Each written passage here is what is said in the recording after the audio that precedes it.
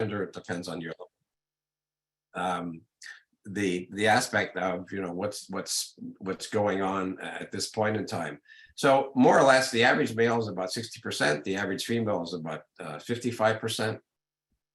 But I think it's important to realize that you don't feel thirsty until you're actually 2 to 3% below what you actually need. But it only takes about 1% below to affect your mental performance, to affect physical coordination. And so, which is why you can't wait till you get thirsty to start drinking, because if you do, you're already going to be affecting your brain function and that type of thing for what's going on. Next. So the rule of thumb for people, I'll wait for Joe all the way through this. So the rule of thumb that people are using that I use is about half your body weight in ounces. So if you weigh 150 pounds, the goal is 75 ounces of water in general. And I'm saying water, I'm not saying coffee, I'm not saying glass of wine, I'm not saying glass of juice or soda. It's water, because the body much more efficiently doesn't have to break down. If you drink a cup of coffee, which you can certainly include in your everyday routine, however, don't think that that's going to replace the water, because the body actually has to use some of our water to be able to metabolize things adequately over time. So half your body weight in ounces is the general rule of thumb. If you do a lot of physical activity, if you're in the gym, if you're sweating a lot, it's going to actually be higher than that, depending on your level of activity. Generally in the wintertime, it's going to be less. In the summertime, it's going to be probably, the rule of thumb will be higher than that. Next.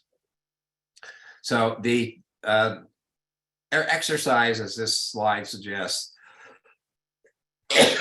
is the thing that people tend to, New Year's resolution. Oh, I'm going to do more exercise.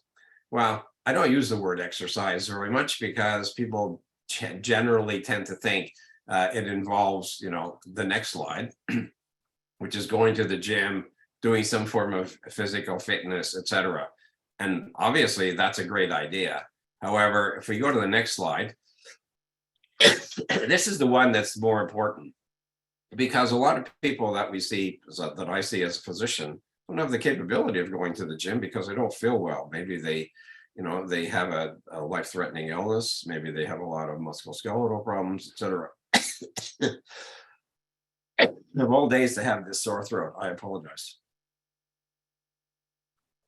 I use something that's called physical fitness. And so I say to people, no matter what your age, ask yourself, in 10 years from now, what would you like to be able to do? In 15 years from now, what would you like to be able to do? Or maybe if you're only 40 years old, what are you going to like to do? What would you like to be able to do when you're 80 years old? When you're 80 years old, would you still like to be able to reach up into the cupboard to get a cup so you can have a cup of tea? Would you like to be able to sit on the toilet and get out of the toilet? Would you like to be able to step into a bathtub and get out of the bathtub, etc.? Would you like to be able to, if you drop something, bend over? So these are what we call the primal movements. And so whatever activity you do, in my opinion, should include these primal movements every single day. Bending, lifting, the action of throwing, pulling, reaching, twisting, and walking make up these primal movements. And so any form of activity should include that, so that when you get to into old age, we'll say, you still feel very comfortable being able to do those types of activities.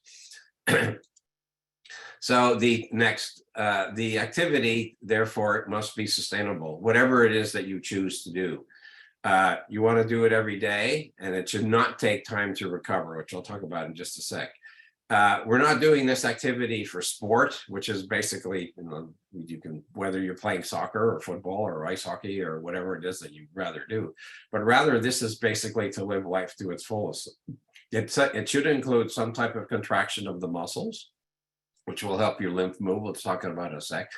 It may involve some form of easy aerobics, and you can always start with walking, which to me is probably the safest. So the idea of functional fitness means, and what that first said, This should not take time to recover. So my rule of thumb is do whatever activity that you feel comfortable doing. And then I would like you to sit down for 10 minutes, and then I would like you to repeat the activity. And if you can't repeat the activity, then unfortunately what you've done is you've exceeded physiologic limits, which your body is capable of recovering from. Now, so I say, wow, what about these people who run a marathon? Well, they've obviously extended their physiologic limits unless they could sit down for 10 minutes and run another marathon. Now, I'm not saying that all those people couldn't, because some of them could. So when you exceed physiologic limits, what you do is you prematurely age. And, we always talk about aging. How do we decrease wrinkles? How do we decrease aging? So over time, you can build up your stamina, you can build up your level of endurance so that your activity is sustainable. And that way you won't exceed physiologic limits. And so, if you need to start with walking for 10 minutes and you sit down for 10 minutes and you can't walk for 10 more minutes without sitting down, you've actually exceeded it. Or if you prefer to do lift weights, if you want to start off with, a 10-pound weight and, you do the number of reps, you step for 10 minutes. If you can't repeat the same things, you've exceeded your limit. But over time, weeks, months, years, perhaps, you can exceed that. And so you can actually age very gracefully, and with the idea that you'll be able to maintain these 7 primal movements well into old age. Next. This is how I walk my dog. In general, she's a little pup, and she's old, she's 14, so we carry her around a little bit more. Next. So one of the important clues also about activity is whatever activity is that you do, you should always finish by extending your spine. And the reason is, in our society, we sit more in flexion, meaning we bending forward, whether you're sitting at a computer, whether you're sitting watching television or sitting in a car. Our body tends to be more in a flexion state than an extended state. And chiropractors will always tell you virtually all degenerative spine problems are due to extensive amounts of flexion, not extension. So just a good habit to get into. And at some point, next slide, I highly recommend you watch this little 8-minute video by Dr. Mike Evans. It's called 23.5 hours. If you Google, when you get it, you can Google it on YouTube, and it's a great watch and tells you the importance of doing something so simple as walking. Next slide. The use of water is, not only for drinking it, but externally, water has so many important functions on an everyday basis. Not just taking a shower, not just taking a bath, not just doing warming socks or applying alternating hot and cold to sinuses. The removable shower head should be something that everybody has in their house, because it allows you to focus alternating hot and cold water on different parts of the body. Next. The forgotten system is the lymphatic system. People may think, oh, my lymphatic system is, in my neck because of, I get a cold, my lymph nodes are swelling, or perhaps in the groin area because they're near the surface. You see from the diagram, it's all over the body. And one thing, this is an older diagram that we now know, is that the lymphatic system is now in the brain. And it was only described and talked about since in the last 10 years, which is ridiculous to think about. The lymphatic system covers the entire body. Next. And it's a one-way system. If there's no pump, it's not like there's a heart that's associated with it. It has about 3 times more fluid in it than is in your cardiovascular system, and is the main system for elimination. People think, oh, I eliminate through the bowels. Yes, you do. And the urine, sweat, breath. The lymphatic system is responsible for moving all waste products to those systems to be eliminated. If it wasn't for a lymphatic system, those systems wouldn't work very efficiently. So if you look at something like constipation, let's say, which is a common problem, people think, oh, you're not drinking enough water, which is probably true. However, more likely it is your lymphatic system is so congested, you can't remove enough waste products efficiently to it. So it's always a combination of several things. Next. And so these are different ways to be able to improve the lymphatic system. the breathing we talked about, movement we just talked about, castor oil pack, skin brushing, a chi machine. You can get lymphatic massage there. At our clinics, we have lymph stars and Humasonics and ST8s and MRTs. These are just different types of machine. But the things you do at home are the first ones. People, next slide. The use of a castor oil pack, which has been around since the time of Cleopatra, who is recorded did in fact use castor oil. Also the use of dry skin brushing. Basically is to use, and the key to dry skin brushing is we're not debriding the excess layer of cells, which we lose, thousands of the epidermis on an everyday basis. It's when you do dry skin brushing, the key is to close your eyes, and it would feel like a feather is touching your skin. That's the amount of pressure. If it's more than a feather, then what you're doing is you're actually compressing the vessel, and you're going totally against what it is that we're trying to achieve. Next slide. My daughter basically made a little YouTube video that how to do a castor oil pack, how to apply a castor oil pack. Next slide is just an example of the direction for doing dry skin brushing. Which basically is to get that lymphatic system moving. Next, grounding is something that we tend not to think about. However, it's the reason that grounding is essential is because what it allows you to do is to pick up the energy that the earth provides. The aspect of wearing shoes, which is a relatively new invention, we'll say, in the last 100 years or a few hundred years, we'll say, and especially since the idea of rubber soles has totally cut off the body's ability to pick up the natural energy from the earth and re-energize. And just if you're on a laptop computer, if you didn't plug it in once in a while, the battery would go dead. You wouldn't be able to see anything. The same thing happens in our body. The easiest way to re-energize your body is by grounding. And grounding does all those things, as that slide suggests. And next slide. Ideally, it's bare feet, and ideally, it's walking on grass. It's walking on the beach, but you can also walk on stone. You can walk on concrete. Ideally, walking on asphalt has cut off that electrical charge. And so, one of the things, and one of the questions that came in, what do you do in the wintertime?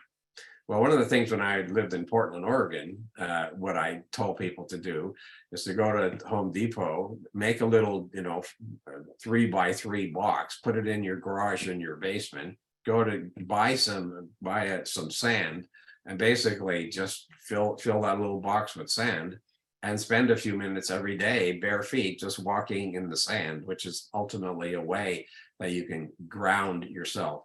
For the Wim Hof people, you can, if you're in the snow, you can walk in the snow for a few minutes, which is another way of getting grounding.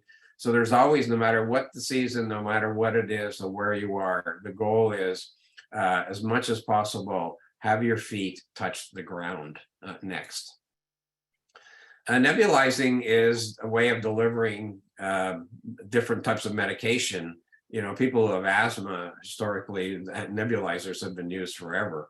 The asthma nebulizer uses an oral applicator with the nasal one, that, as this picture shows. What we allow it to do is not only to support the respiratory system, but it's a way to get things directly into the brain. And it's one of the most effective treatments for treating almost any type of brain issue for what's going on. It's a very simple thing.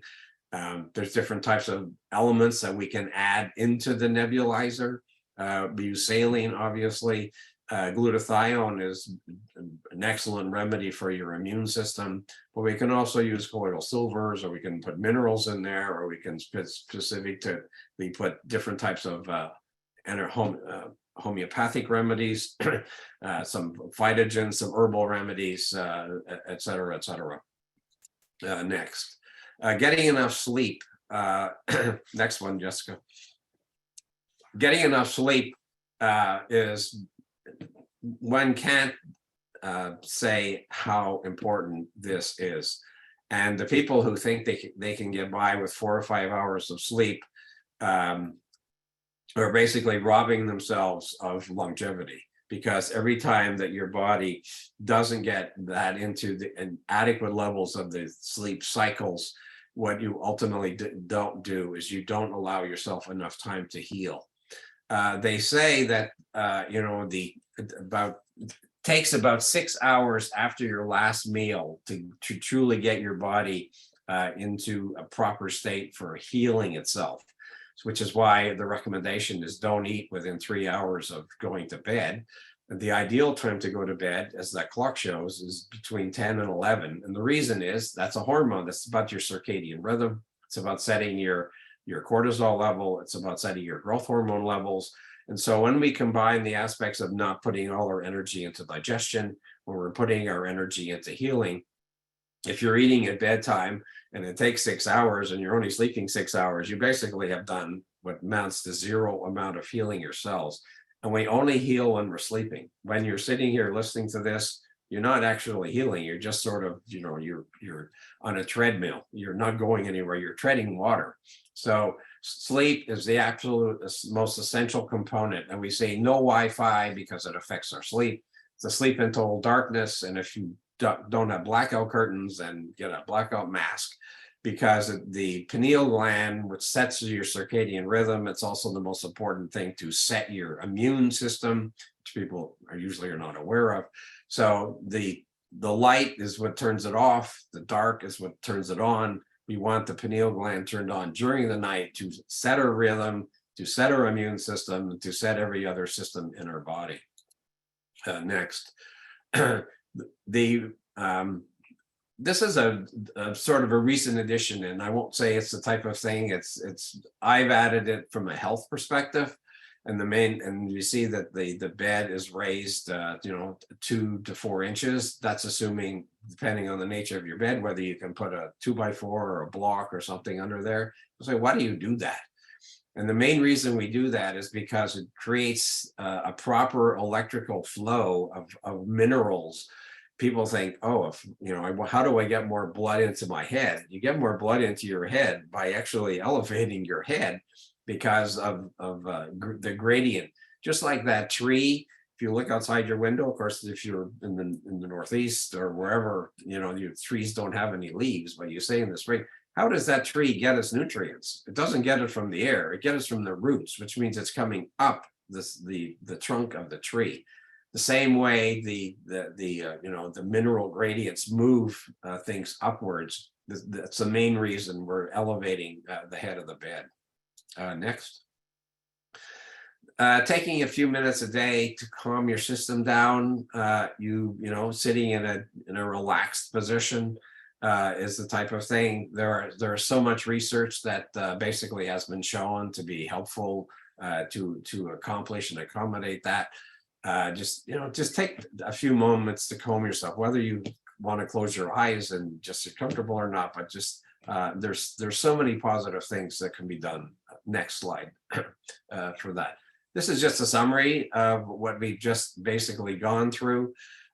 These are the types of things that you'll hear over the 21-day reset, and in more detail and more importance. And so the goal is to try and incorporate them. Next slide. Diet. There's 1,001 diets, and diet isn't something to lose weight. Diet is what it is that you choose to eat. These are just different examples of diet. We'll say these are just some. Next slide. These are some basic eating suggestions that we give people. The most important thing is that as you do this over time, I'm a huge fan of apple cider vinegar.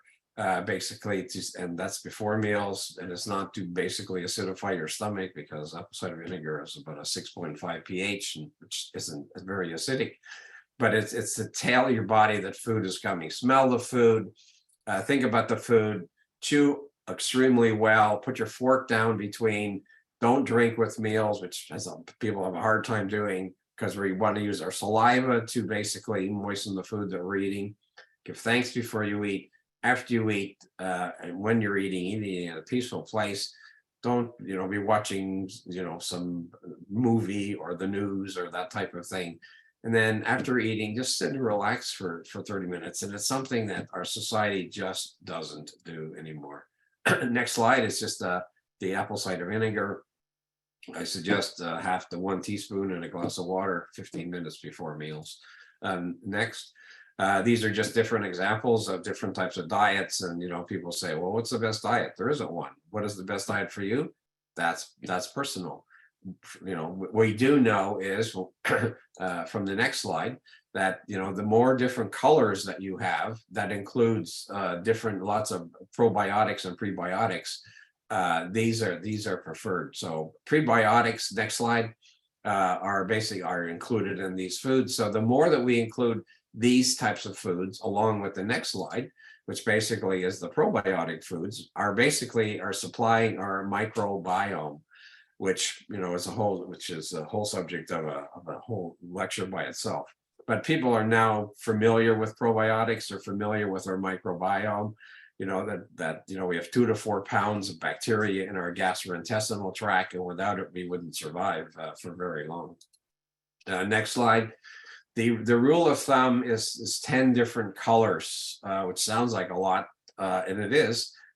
So you have to make an effort to do that. But when you go to the next slide, the reason that we do that is because you see that there's a 24% risk of heart disease, a 33% risk of stroke, 28% risk of cardiovascular disease, 13% risk of total cancers, 31% risk of dying prematurely. Pretty significant numbers, pretty good reason to be including multiple different foods in the diet.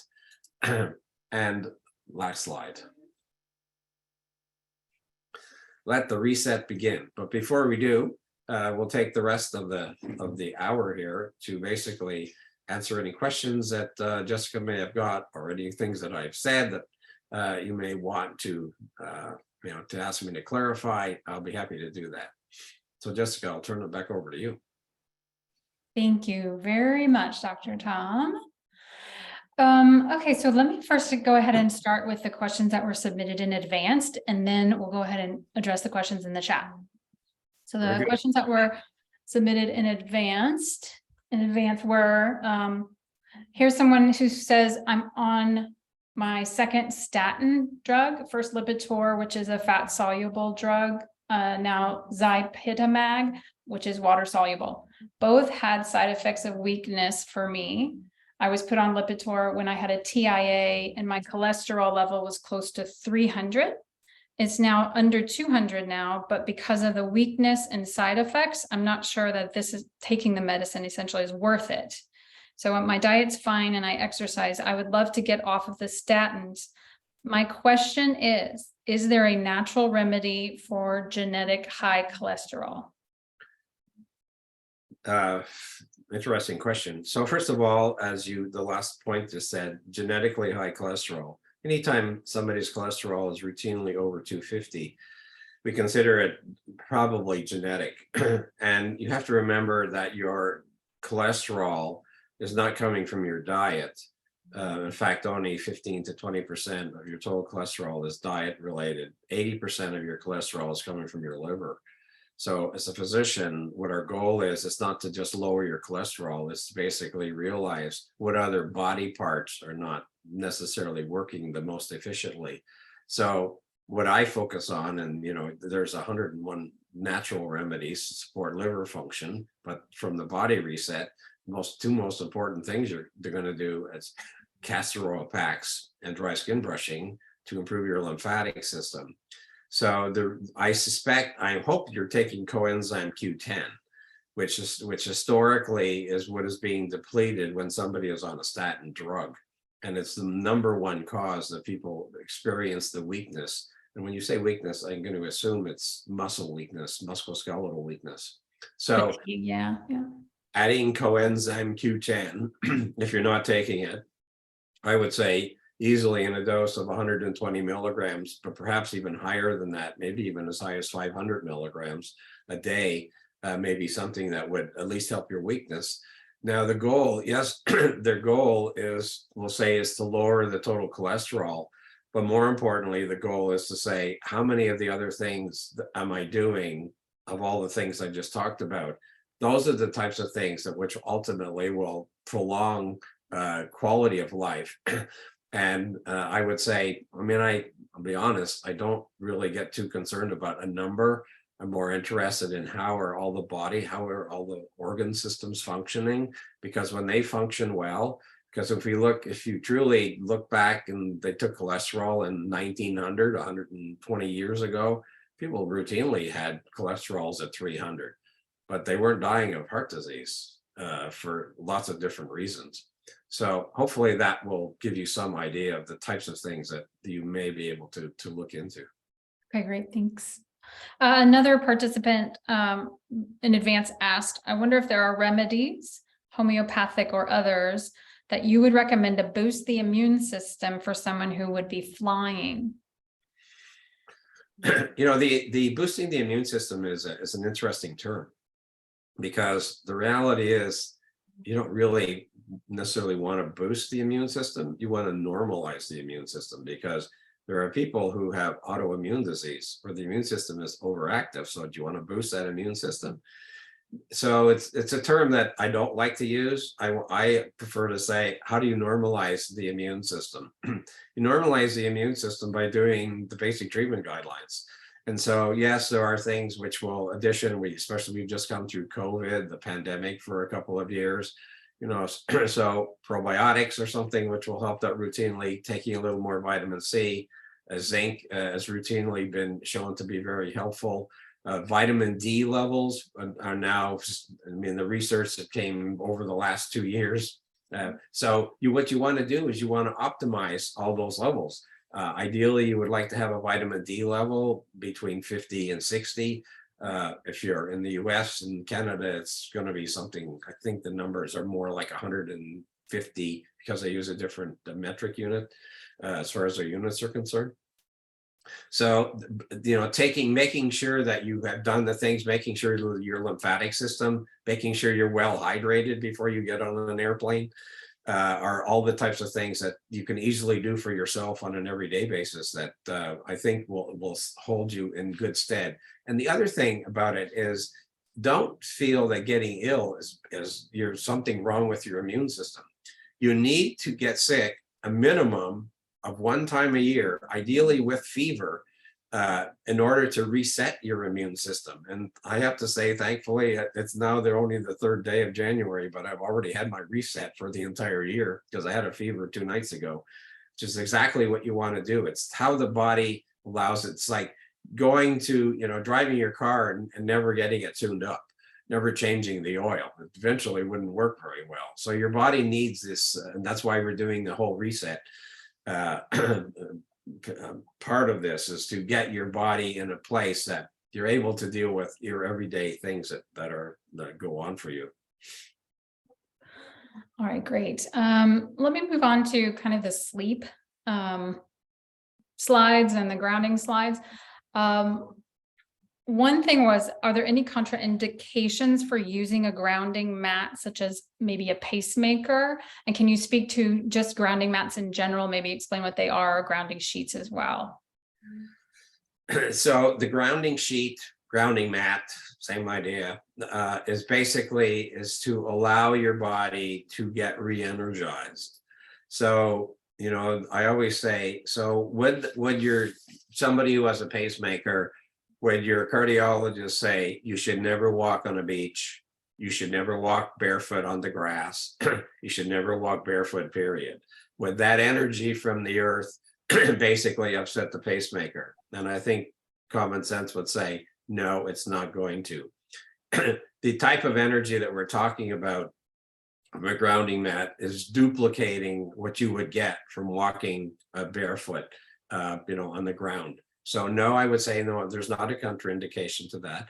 And a grounding mat or a grounding sheet, a grounding mat, you could have it so that if you sat at a desk all day, you could put it under your feet. You put your bare feet on it, per se. You can buy a grounding one for your bed, and you could sleep on it for 8 hours, which would basically be like going camping and sleeping directly on the ground for overnight.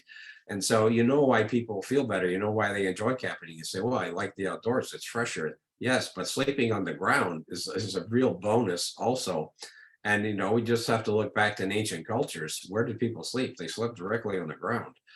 And so that's what grounding is attempting to duplicate, the natural energetic reboost that we get from the natural energy that's being supplied by the earth itself. Okay. Couple about the elevating the torso and head in the bed. Can an adjustable bed or propping yourself up with multiple pillows do the same thing as putting your actual bed on an angle? And secondly, is it okay to elevate the head of the bed if you have lower leg edema?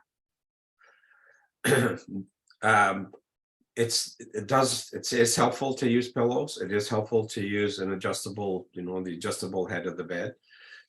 That will provide you with some, but obviously when you do that, you're bending from the waist. The whole idea is your entire body however, I would not discourage you from doing that, because some people, the nature of their construction of their bed doesn't allow them to do that. So please, by all means, do that as whatever way you can.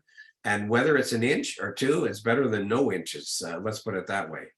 And the edema question, this is the perfect time to do it, because what people find is if you do a combination of what we call warming socks on your feet and elevate the head of the bed, I almost can invariably guarantee that you would find over time that your edema will be less in the morning than it was when you went to bed at nighttime. So absolutely, it's fine. There's not, the great thing about basic treatment guidelines, there's not contraindications, because they're basically natural laws. They're natural laws that everybody on this planet have to abide by. And so they're not contraindicated by medicine that basically has interfered, we'll say, in natural physiology. And that's really what we're trying to restore when we do the reset. When we do the BTGs, we're restoring natural physiologic processes that facilitate the body's ability to heal itself. And going to the doctor is one thing. What you do at home is much more important than almost anything that the doctor will be able to do for you. And so anything that you do that the doctor does for you to support your health, you can enhance that health by doing all the things that we basically have just been talking about. I'm going to kind of move around just a little bit here for these questions in the chat. So similarly, Sure. are you a fan of inversion tables as well? Absolutely.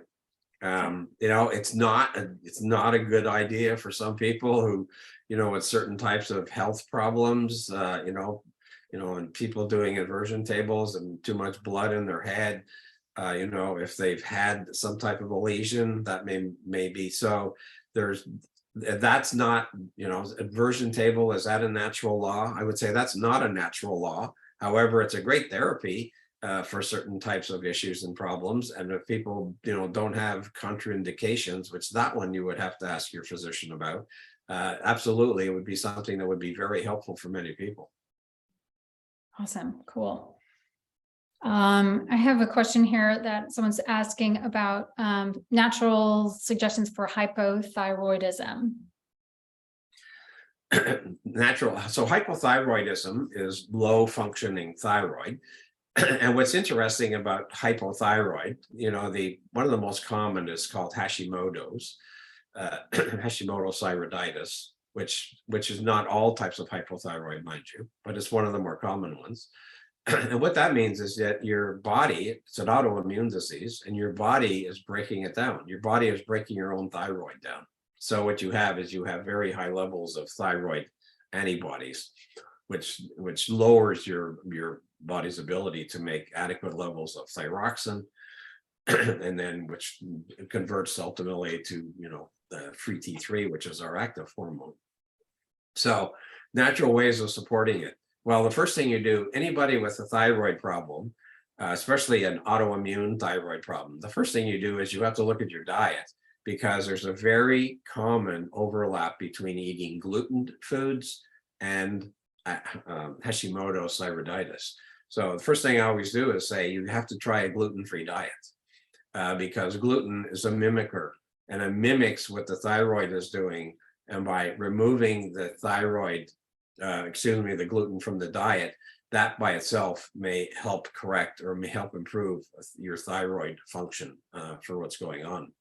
So the sort called the natural ways, and there's other components of hormones that we can look at.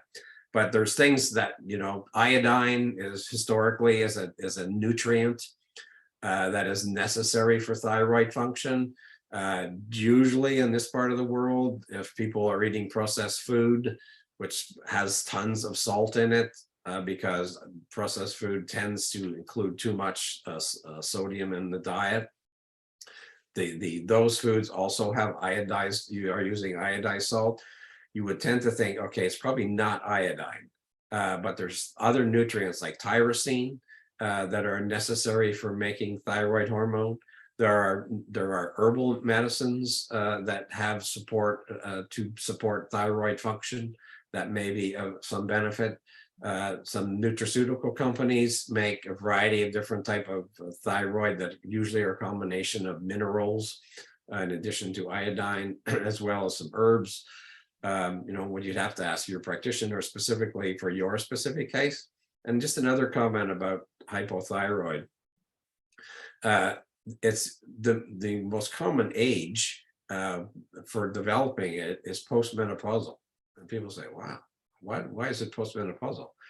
It's because thyroid doesn't work in a vacuum. It's the entire endocrine system. It's not, it's not a thyroid gland. It's not an adrenal gland. It's not an ovary. It's not a testes. It's not a pancreas. It's an entire system that they all work together. And the ones that we look at, and I lecture on, obviously, if you think of a triangle, and on each of the corners, on one of the corner you put thyroid, on another of the corner you put adrenal, and on the other corner you put the ovary. And so, of course, in a postmenopausal woman, the ovary doesn't, it has done its function. So now we have two glands to do the work of three, because even though a postmenopausal woman is not menstruating, she still needs estrogen, progesterone, and testosterone. But not enough to basically, thicken the lining of the uterus and then slough it off at the menstrual cycle. However, there's about 200 tissues in a woman's body that still uses estrogen and progesterone. So you still need some. Where does it come from? It doesn't come from the ovary, but what it does come from is comes from the adrenal gland. And so now we're thinking a 50-year-old female who's gone through her life, has done all kinds of things. What is the state of her adrenal gland? And if her adrenal gland is dealing with chronic pain, chronic insomnia, chronic stress, or whatever it is that's going on in one's life, we can probably assume that it's trying to keep up with all those types of things by making adequate levels of cortisol. So it's making cortisol, and we need DHEA, pregnenolone, and a whole other series of hormones to do that. It says, I don't have enough time to make more estrogen and more progesterone. So the adrenal gland says, I can't do the work of all three of these types of things. As a result of that, it tries to kick into the thyroid, and the thyroid says, I can't do the work either. And as a result of that, we start to see thyroid numbers, TSH numbers go up, free T4 numbers go down. And so it's a very common, so people, the easy solution is to give you thyroid synthroid or natural hormone or whatever your practitioner prescribes. And yet you say, well, why don't we treat the adrenal gland, support that, which means the thyroid probably will be able to make enough hormone. So the long-winded answer, because it is not as easy as here, take this. Because my common question to every patient who comes in with a thyroid problem, saying, we can correct your thyroid problem by giving you thyroid hormone, but you haven't addressed the problem. Because the question is, why are you hypothyroid? And if it's an autoimmune problem, we look at the idea of gluten as a starting point. We look at why the body feels it needs to attack itself. We look at how you manage your stress level. We look at heart rate variability to see what your nervous system is doing. We look at what your adrenal gland is doing. And when you start to put all the pieces together, you start to be able to appreciate, how do we recreate homeostasis? And on top of that, we're doing all our basic treatment guidelines, which will allow you to facilitate the body returning to this place of balance and homeostasis. Once again, a long-winded answer. Yeah, there's no real succinct answer when we're talking about the entire system and multiple systems that are Right. interacting with each other, Right. especially for that question. So kind of similar, here we have widespread promotion of obesity drugs for weight loss on the horizon. I've seen that myself. So what are your thoughts then about using these drugs as a remedy for things like obesity? We could get into the same type of discussion that we just talked about. What we do know about obesity is, the old story is calories in, calories out is nothing. It's very little to do with obesity. Unfortunately, obesity starts before 10. It's when your body is making cells. And so the most dangerous time for obesity is children. And unfortunately, a pretty high percentage of school-age children are now in what's called the obesity. And the reason we're talking about it is because the body is making what we call fat cells. And so these fat cells, short of doing liposuction to get rid of them, and that's what you see, the body, even if you have a fat cell that's this big, because it's stored full of fat, and you go about calorie restriction, you lose weight, the fat cell doesn't disappear. The fat cell just shrinks, but it's still there. And unless you maintain a low, almost an incapacity of too low a calorie diet, which doesn't allow any other organ to function, and you'll prematurely age that way, the fat cell ultimately can plump up again and say, that's why we see this yo-yo effect of what ultimately happens when people are simply doing a calorie restriction, or I'm going to the gym and I'm trying to lose that. The key to treating obesity is to balance every single organ system. It's looking at, not just the actual physical construction of obesity. So when you talk about a medication, so what do you think a medication is attempting to do? It's attempting to totally go against what biological medicine believes, which is to go against natural physiology. So when we're dealing with that, what we have to look at is all the body parts. We have to look at every organ system. That's why we look at heart rate variability and contact regulation thermography, to basically be able to evaluate multiple organ systems. We don't get that from a blood test. Yes, we can measure your insulin level. Yes, we can measure your leptin levels, which are important hormones, and there's another number of other hormones you can measure to try and do that. But it's not as simple as, oh, here, take the drug and you'll lose weight. Well, if you want to take the drug forever, realize every time you take a drug, if you're going to pay Peter from robbing from Paul, somebody is going to pay the price. So you may get the goal you'll have, but what you may be doing is putting a tremendous amount of strain on other organ systems.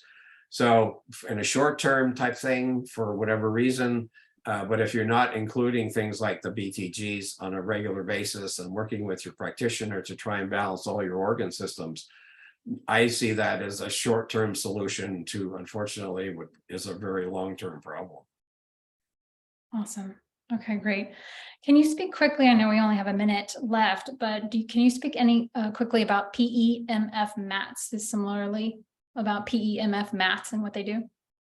That's the PEMF mats are basically another way of driving your batteries. It's another way of getting in a higher level than just simple grounding will do. Grounding is the simplest way. It's a very low level. When you use PEMF mats, and whether you have them in the professional clinic, or whether you buy a biomat type thing that has that capability of doing it, it's a stronger way of recharging your batteries in a more rapid way. It's used in therapy. It's used for injuries. It's used for inflammation. Because basically what we're trying to do is, when we say remove the brownouts, where the electrical system has been ultimately cut off in general. So it's a very effective therapy for injury, for chronic inflammation, on top of just doing what you can do every day, which is simply grounding. Wonderful. Well, okay, everybody, we are just here at 1 o'clock. So I want to say thanks to Dr. Thom for being here today. Thanks for everyone for coming. I really enjoyed reading some of the chat suggestions as well. I want to make note, not just our 21-day reset that starts tomorrow, but also our next BioBites. That's going to be on February 7th, another Tuesday at noon. Featuring Rick Clarisi of Clear Mind Systems, and the topic, very awesome. It's going to be fixing our broken sleep. So we were talking about sleep today. It's one of our basic treatment guidelines, and sleep is so essential, so important. So this is a whole entire BioBites on sleep. So I guess that's it, everybody. Is there anything else I need to mention before we go? I'm good. Do we have a link Yeah, to there we the go. next BioBites, Chris? I know that we just put in the link at the top of the chat for those of you that haven't registered for the 21-day reset. We have a lot of people joining us. I think we're close to 550 participants for the reset, so that's going to be very exciting. Awesome. And there, thank you, Chris. Chris just put the link for the February BioBites as well in there. Thank you all. Enjoy, and we hope to see you on our other Zoom meetings that we'll have throughout the month. Wonderful. So thanks again, everybody. Thanks, everyone.